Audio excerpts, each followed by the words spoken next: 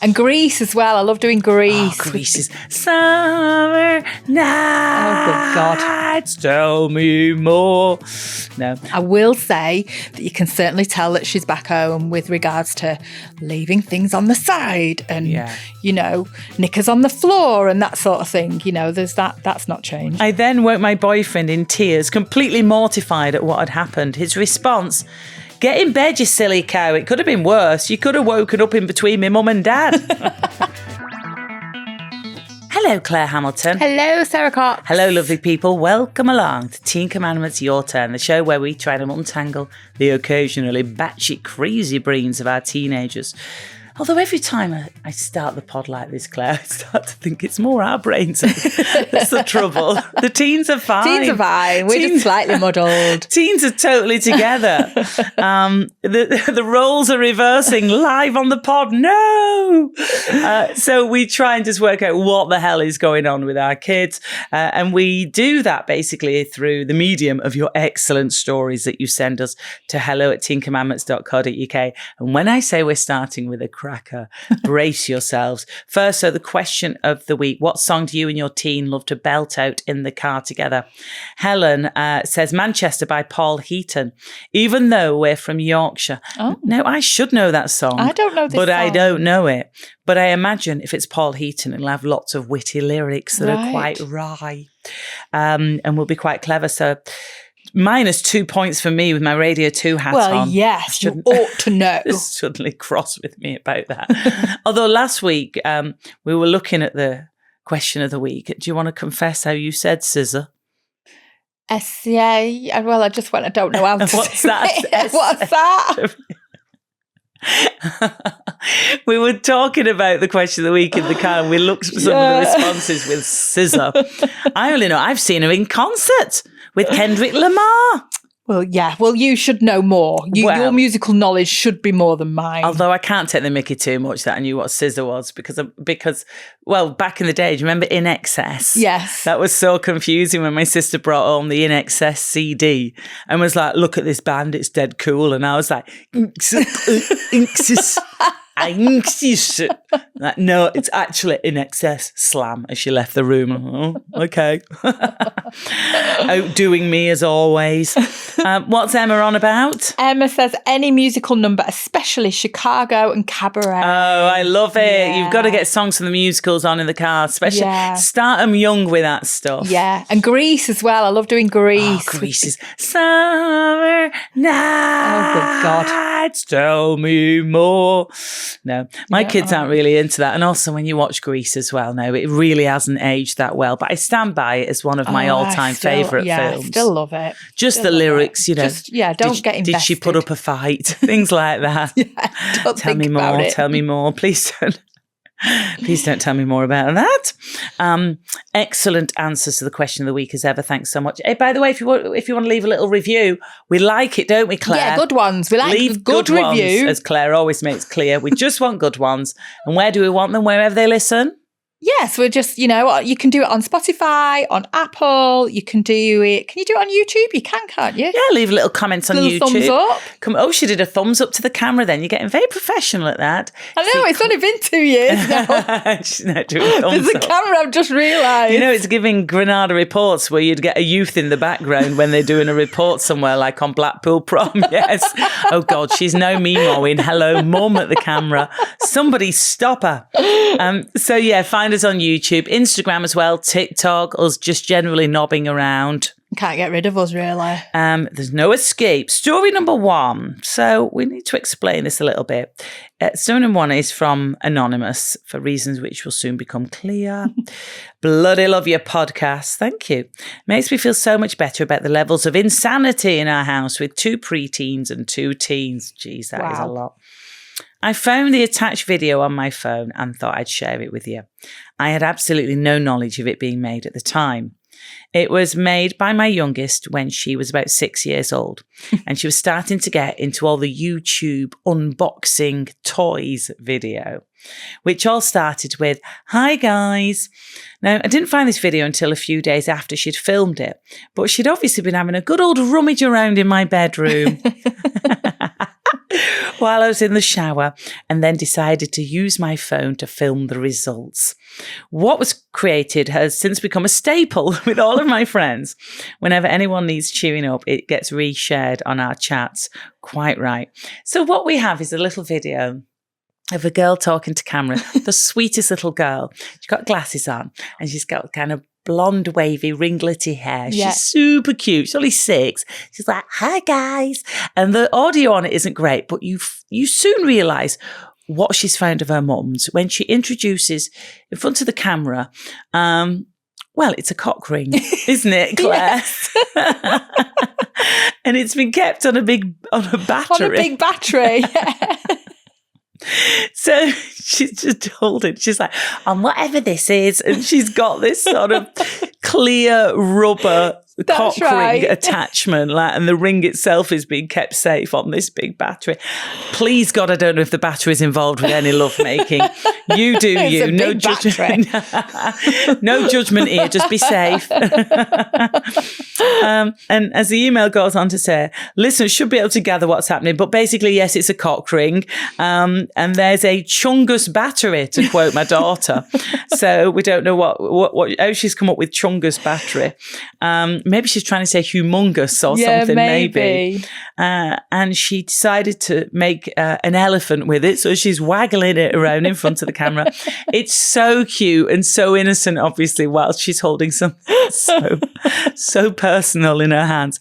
And we also got sent another video from that same day where she'd obviously found all her mum's toys. And there's just a shot of the same little girl walking through shot, heading downstairs, holding a big dildo. She's had the best day. She's like, I don't know what I found here, but it's great fun. So that is beautiful. And I love that you share those videos with your pals as well. It's the classic, isn't it? Just to give them a chuckle whenever they need it. Feeling fantastic. Down. Remember when this happened? So thank you so much. Something to play at her 18th, maybe. Oh, yeah. Oh, great idea. Absolutely. So yeah, thank you. Whoever you are, we had a right good giggle at your videos. Thank you. Brilliant. We've got another anonymous, and they go on to say, hi, Sara and Clare. I have an 18-year-old daughter and a 17-year-old son.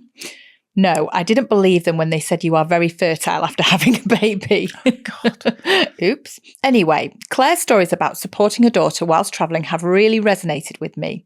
My 18-year-old recently finished her A-levels and booked with a friend to go travelling around Europe for a month. A week into the trip, her friend decided to return home, leaving my daughter behind in a foreign city where she knew no one and didn't speak the language. Not what anyone planned or expected, and it has been a tough few days trying to navigate the situation. It has been so encouraging to see how my daughter has regrouped, decided to go travelling solo the rest of the way and taken it all in a stride. Amazing. Hosteling has introduced her to lots of new people of all ages and from all over the world. She was, however, brought back to earth slightly by bumping into her brother's maths teacher on the beach. Oh, hi, Mr. Jenkins. But it's all good and goes to show that the experience is what you make it, even if it doesn't go how you imagined. We can't wait to hear all about it when she returns. Thanks again for all the stories. Keep providing content that makes me smile on my dog walks. Anonymous, great. So lovely to hear all about your daughter. And I always think you've got to big up parents in this situation.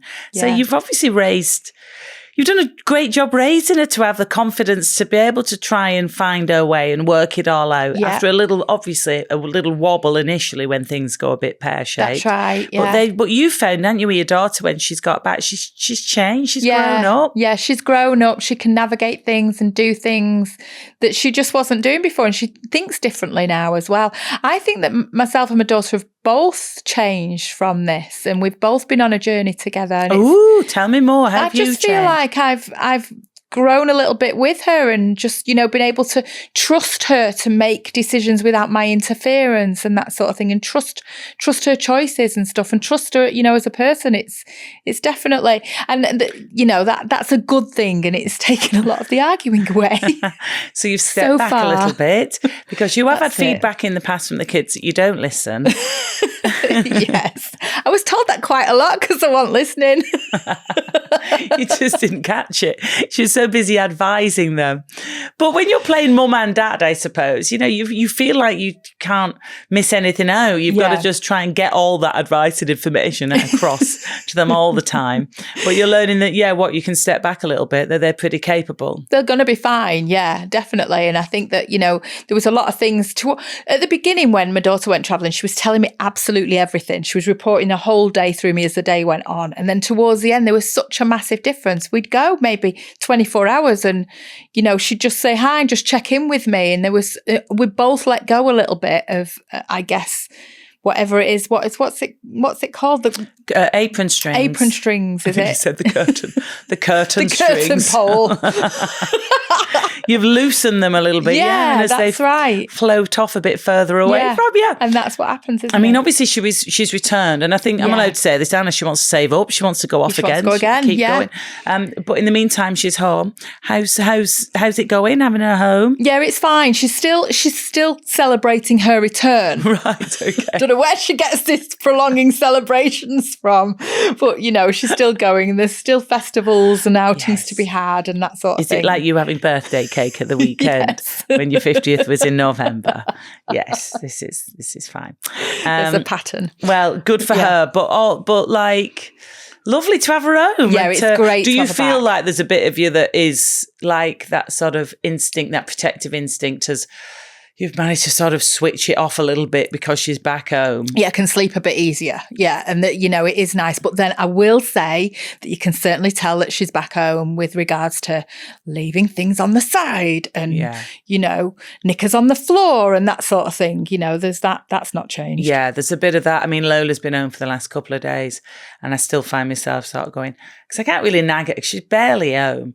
But I'm just kind of like, will you deal with that? Because there'll be an oven tray left out with all greasy salmon on it or whatever she's been rustling up. Yeah. Because she refuses to eat sweet things for breakfast, Lola. It's just not in her genetic makeup. Okay. She wants onion and garlic and fish and all sorts. Yeah, it's just the way she is. Right. She's unique and fantastic, but it does mean you do get quite a whiffy kitchen first thing. But yeah, you can definitely feel when they've come back, can't you? Definitely. I must say though, I think in my early to late 20s, I don't think I was that domesticated. No, I don't think none just of us this switch didn't happen and I was all of a sudden an adult. It's a great circle of life, isn't it? We're all bloody useless. Yeah. Up until relatively recently. Probably 50 was when I really decided to grow up. And we've had they're all anonymous today. Ooh. Hello. Please can I stay anonymous for obvious reasons? Yes, of course you can. OG listener here and mum to two amazing and challenging boys aged 12 and 15. We've had a tricky time the past couple of years navigating a diagnosis of ADHD in my eldest and the youngest currently on the waiting list for the same. It's been tough and at times all too serious, but your pod has given me the laugh that I've needed on those tricky days, so thank you both. You're so welcome. That makes us so happy to know that. They continue. Your listener stories have had me in stitches and have had me thinking about when I was young and stupid. I thought I'd share this story with you. I was about 19. I was staying over my boyfriend's, now husband's, parents' house. Just to give a little bit of background, we'd been together for a while at this point. We'd met in high school. We were all having a drink, which led to his mum keeping me up until the early hours, chatting away, long after my boyfriend, his brother and his dad had all gone to bed. I foolishly tried to keep up with his mum's drinks and found myself absolutely bladdered. Off I stumbled up to bed at God knows what time. What happened next still brings me embarrassment to this day. In the middle of the night, I remember needing the toilet, but then the rest is very much a blur until I wake up in my boyfriend's brother's bedroom, in his bed, next to him, completely naked. Oh my God! So awkward over toast the next morning, past the marmalade. Oh my God! It took me a second to realise where I was. Horrified and in an absolute panic, I scurry out of the bed, head banging, room spinning, wanting to die. His brother was fast asleep. Right. Shit, I went into the wrong room. Now, in my defence, their bedroom doors were right next to one another and it was a very small landing. How long had I been there for, though? I went back into my boyfriend's bedroom, put on some clothes and got into bed. I just couldn't rest. It was a very sobering moment. In a panic, I went back into the brother's room and woke him up. Did you see me? I was in your bed. When did I get into your bed? Did you see me? His brother told me he had no clue what I was going on about and to go back to sleep because I was doing his head in. I then woke my boyfriend in tears, completely mortified at what had happened. His response, get in bed, you silly cow. It could have been worse. You could have woken up in between my mum and dad. I love this family. I love the brothers just like, who cares? Whatever you do, my head in, go away. I didn't even notice. 20 years later, we're still married and we've got our wonderful boys. And at every family party, my brother-in-law takes great joy in embarrassing me and telling everyone that I'd been in his bed too. Don't drink, kids. That's the moral of the tale. Love you, ladies, says Anonymous. Anonymous, thank you very much. That's great. I love that. Have you done that? Have you ended up waking? Well, apart from, I know we talked in the episode on Monday about you waking up in your garden, but you weren't naked and with a gentleman, were you? You were Unfortunately, no. I don't know if I've ever woken up and not known where I am or woken up in the wrong bed. If you've woken up in the wrong bed, let us know, please. Hello at Teen Commandments. I have woken up and thought, shit. .co.uk. Yeah. Do you remember those nights? You're like, oh, what have I done? What, were you woken up with the fear about your behaviour, or were you woken up and thought, why am I in this bed with this person? Why have I made this choice in my life? I am questioning my choices. And I've got a headache and my mouth feels like the bottom of a hamster cage. And I seem to be laying next to insert a mistake. Name. A mistake. I don't know if I've done that many times. I think I've done it for the both of us, babe. Yeah, you've taken mine. Thank you so much. I think all through our friendship and our life, you've just made these wonderful choices and I've just been carnage next to you. I don't know. They've not all been wonderful, to be fair. I've had a few duds. Yes. A few duds that's so for very sure. true. But yeah, the majority. The majority. I've been lucky compared to you. Let's put it like that. Which is why I'm remaining single. Excellent story. Thank you. Now, this one comes from Molly. Hey, Claire and Sarah. I'll forgive you that. I've got a work experience story for you. Can I be known as Molly, please? Of course you can, Molly. I was 19. I love the name Molly. Molly's gorgeous. Isn't it? I was 19 and at uni studying law. I spent a summer doing work experience with solicitors and barristers, and one of my jobs was to sit in court and take notes during a trial. Now, this wasn't any old trial. It was a trial involving illegal pornography. So, yes, I watched my first ever porn video in a courtroom. There were 12 films in total, and I had to take notes on every single one. Only one of them was in English, and just to make things even more awkward, the leading lady had the same name as me. Let's just say she was very enthusiastic about starting every morning with a shower.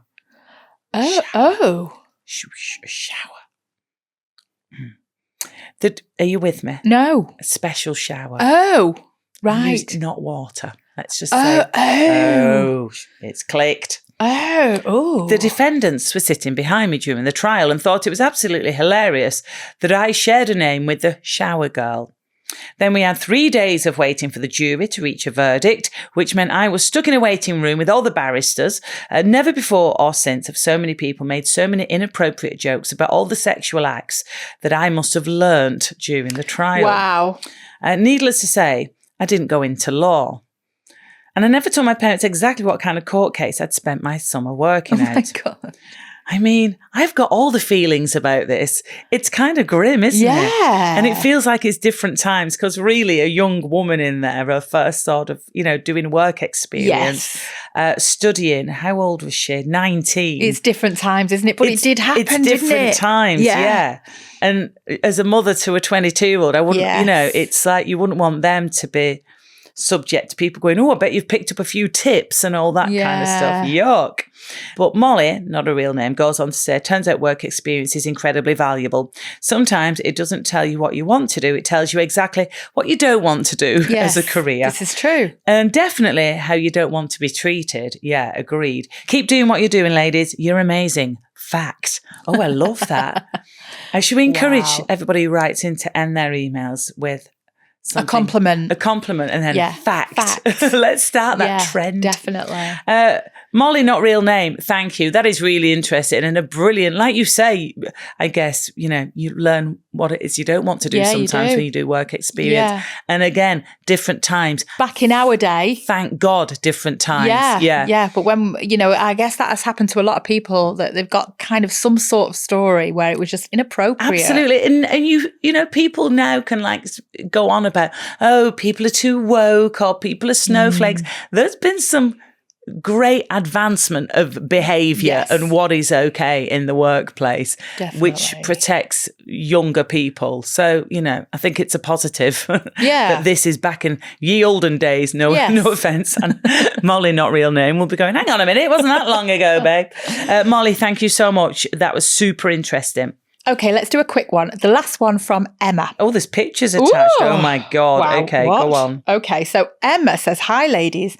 I've been listening to your podcast for a while now and have related to so many of your teenage stories, both from my own teen years and now as a parent of a teenager.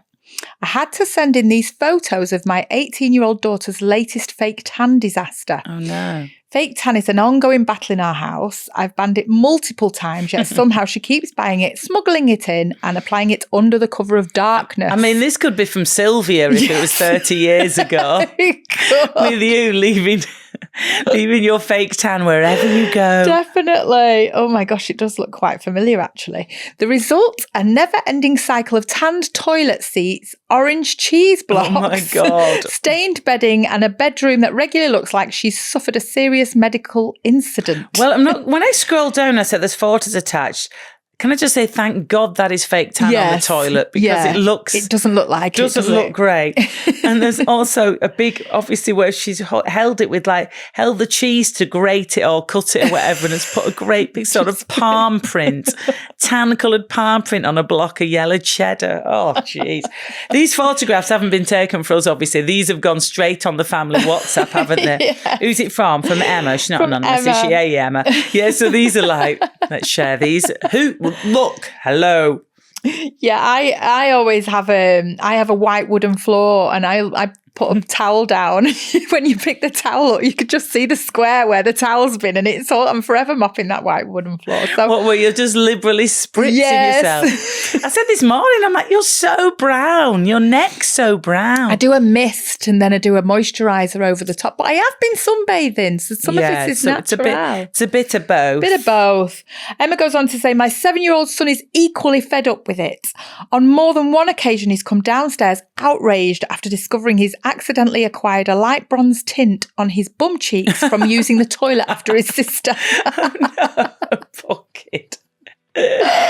Brilliant. Thanks for all the laughs. She says, Emma, thank you for the laughs. Those photos are brilliant. The cheese is an absolute classic one. Emma, excellent story. All of them were. You're so good at this. Please keep sending your tales of either raising teenagers and the joys, the dramas, the tribulations, or of course of your own teenage years. Just how naughty or daft were you? hello@teencommandments.co.uk. That's your lot for this week. We will be back on Monday with our main ep, and please share these episodes. It all helps for us to keep doing Teen Commandments. And in the meantime, we love you for listening. Thank you very much. Claire, you're fantastic. Fact. Sarah, you're also fantastic. Fact. Bye, love you.